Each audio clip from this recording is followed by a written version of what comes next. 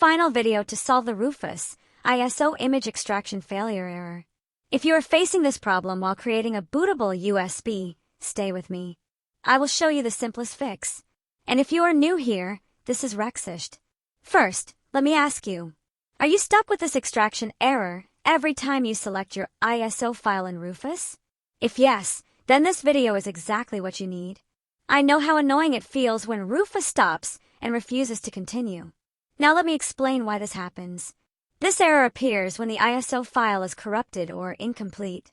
Sometimes the download breaks. Sometimes the file has missing boot files, and Rufus cannot extract the ISO properly. Here is one easy solution you can try right now. Download the ISO again from the official Microsoft website. Open Rufus. Select your USB drive. Choose the new ISO file. Set partition scheme to GPT. Set target system to UEFI. Click Start. For many users, replacing the corrupted ISO fixes the error instantly.